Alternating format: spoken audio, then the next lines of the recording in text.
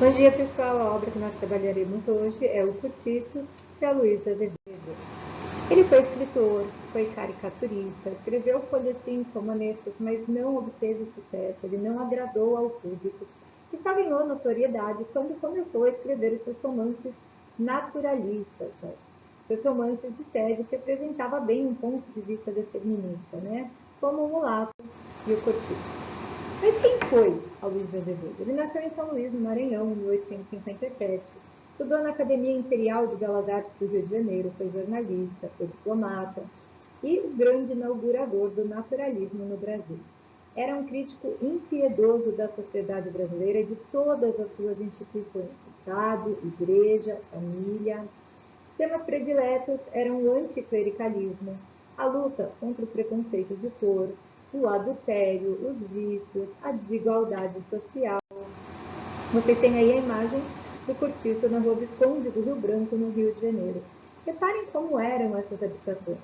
Então, havia vários quartos aí, cada um habitado por uma família, e havia também uma parte que era coletiva, o pátio, onde as pessoas lavavam as suas roupas e se encontravam.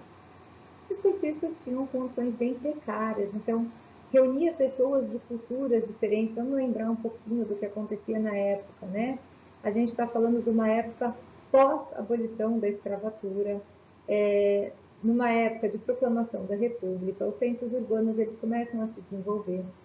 Apesar dos escravos tornarem-se no papel livres, as pessoas não os contratavam. Então, o governo ele financiou a vinda de muitos imigrantes. Vieram para cá, no período, em torno de mais de 1 milhão de imigrantes. Japoneses, portugueses, italianos. Eram pessoas de culturas e de educação muito diferentes. Nesses cortiços, principalmente italianos e portugueses. Então, era muito difícil a convivência nesses lugares. E também era um centro propagador aí de muitas doenças e de muita violência. O naturalismo na obra. A obra é considerada naturalista porque revela a aceitação de ideias filosóficas das correntes científicas do seu tempo. Entre elas, a zoomorfização, que é a transformação de criaturas, também do ser humano, em animais. Mas nós temos também outras tendências que vão aparecer aí, como a teoria da evolução de Darwin, Coloca o homem como um animal, sobrevive, o que melhor se adapta. A teoria de Lamarck, de que o homem é um produto do meio no qual ele vive, então se o meio é difícil, o homem torna-se difícil. E o determinismo, a principal delas, de Taine, que diz que o homem é produto do meio, da raça e do momento histórico no qual está inserido.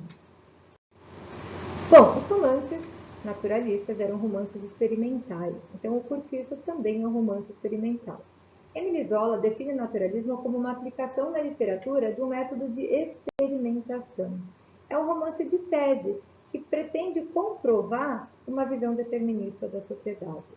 O aviltamento e a perda de dignidade dos indivíduos é a grande tese exposta aí nos romances naturalistas. Para relembrar um pouquinho, no realismo nós tínhamos pequenos núcleos de personagens pertencentes a uma camada alta da sociedade, a burguesia, e no naturalismo nós temos a coletividade colocada aí na sua pior versão. Então, pessoas de classe baixa colocadas em lugares muito precários e que se transformam em animais para a sobrevivência, a luta pelo poder, a ambição.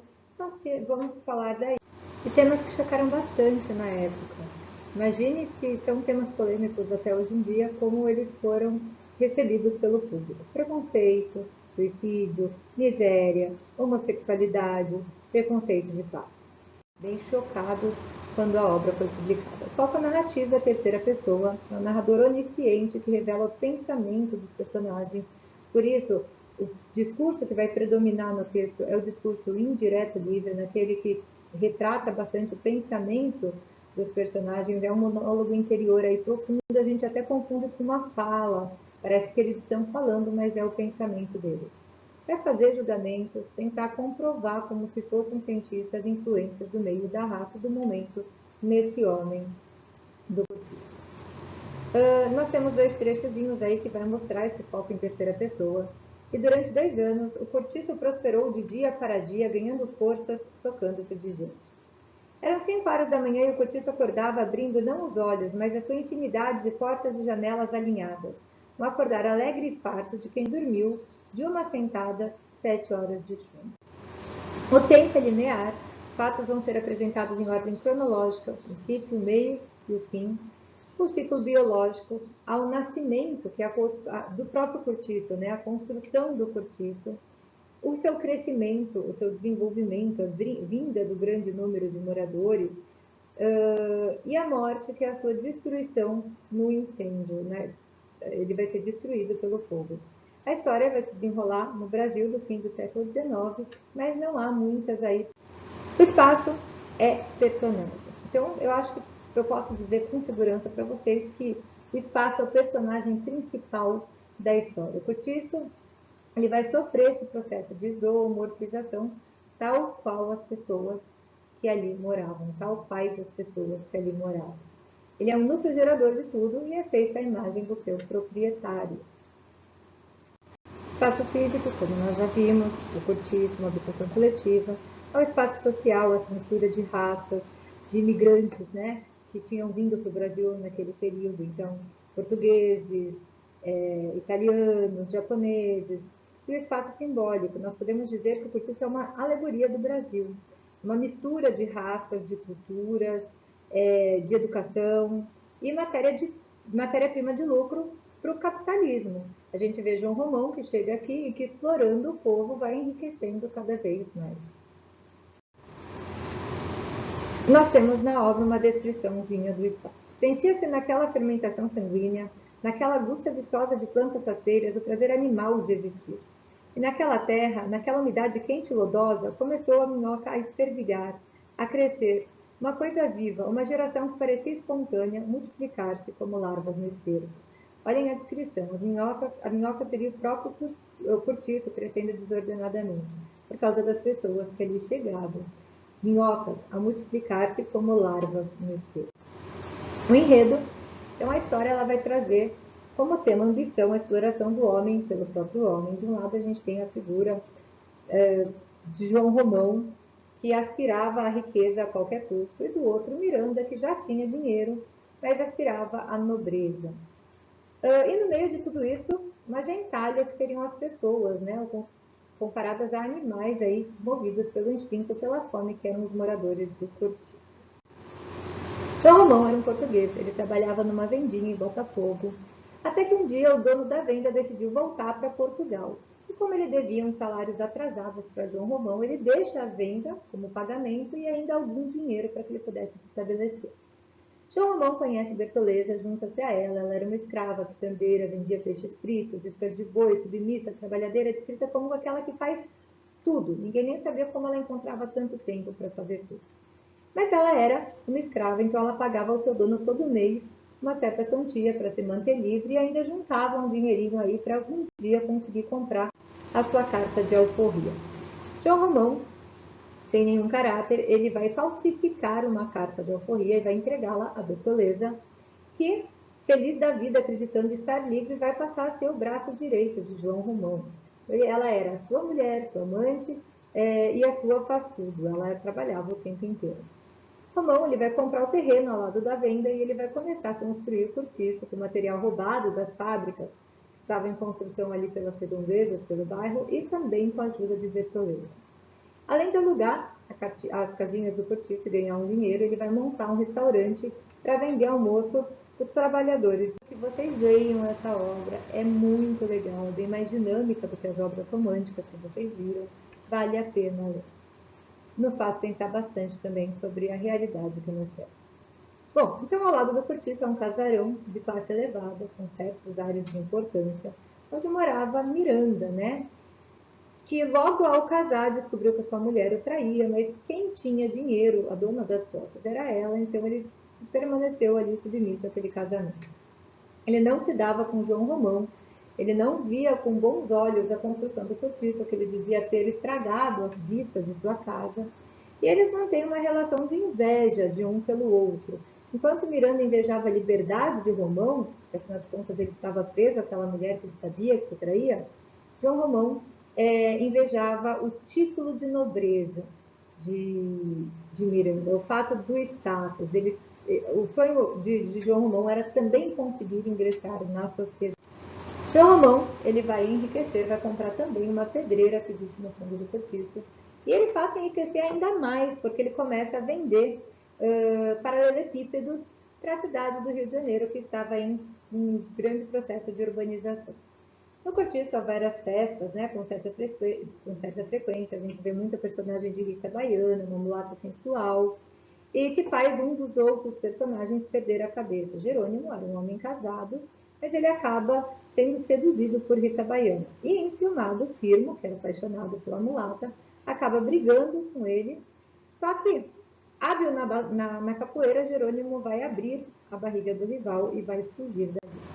Naquela mesma rua, naquele tempo, um outro cortiço se formava, chamado Cabeça de Gato, e Firmo, ele vai, depois de fugir, morar ali, onde ele vai conhecer um grupo de malandros. Jerônimo, que estava internado no hospital, depois da briga, ele começa a pensar em como ele poderia se vingar, e ele vai armar uma emboscada e vai pegar o malandro e matar pauladas aí, em seguida fugindo com Rita Baiana e abandonando a sua... Querendo vingar a morte de Firmo, os moradores do Cabeça de Gato vão travar uma briga séria aí com os carapicos, como eram chamados os moradores do cortiço de João Romão, por causa do peixe que Bertoleza sempre fazia. Mas um incêndio vai pôr fim a tudo isso e vai destruir grande parte do cortiço. Aliás, a cena do incêndio é uma das poucas cenas em que os habitantes do cortiço se unem por um bem maior, que era a tentativa de salvação do cortiço. O português, agora cheio de dinheiro, reconstrói o cortiço, dando novos ares, né, deixando parecer mais bonito, e com o objetivo também, porque ele já tinha um plano fazia tempo, que era tentar se casar com uma mulher educada para conseguir ingressar na sociedade, porque o dinheiro agora, nesse momento, ele já tinha. Então, ele começa a olhar Zumira, que era filha de Miranda, o seu rival. E na casa de Miranda vivia Botelho, um agregado, que por 20 contos de réis ajuda, né, o caminho de João Romão, e o casamento estava quase certo de acontecer. João Romão e Miranda se tornam amigos, mas havia um empecilho: Bertoleza. E João Romão não tem dúvida. Ele vai avisar aos antigos proprietários, ele chama a polícia e avisa aos antigos proprietários que a escrava estava morando ali com ele. Bertoleza representava agora ao lado de João Romão um papel tríplice de caixeiro, de criada e de amante. Varria a casa, cozinhava, vendia ao balcão da taverna quando o amigo andava ocupado lá por fora. Fazia sua quitanda durante o dia no intervalo de outros serviços, e à noite passava-se para a porta da venda, e defronte de um fogareiro de barro fritava fígado e frigia sardinhas, e Romão ia pela manhã, em mangas de camisa, de tamancos e sem meia, comprar a praia do peixe. E demônio da mulher! Ainda encontrava tempo para lavar e consertar, além da sua, a roupa do seu homem, que esta, vale a verdade, não era tanto. Mesmo assim, sendo seu braço direito, João Romão não tem dúvidas, entrega a Bertoleza, e quando ela vê a polícia surgindo ali perto de sua casa, ela, sabendo do destino, né, que estaria reservado a ela prefere se matar, ela se suicida cortando os dentes com a mesma faca em que limpava um peixe para a refeição de João. A obra termina com o casamento de Zulmira e de João Romão, então com a aliança de João Romão e Miranda, que indica que o português, após conseguir o dinheiro, também conseguiu o ingresso dentro da sociedade. Os personagens de romances naturalistas não expressam nenhum tipo de remorso, nenhum tipo de arrependimento pelo que fizeram as pessoas. Como aspectos centrais, para fechar, é um romance social, experimental, romance de tese, de crítica ao capitalismo selvagem, da exploração do homem pelo homem, trabalhador sob condição de servidão, exploração de renda imobiliária, usura, prática do roubo, o homem socialmente alienado e rebaixado ao nível de animal, a zoomorfização. Espero que vocês tenham gostado, a gente se encontra na próxima aula. Um super beijo.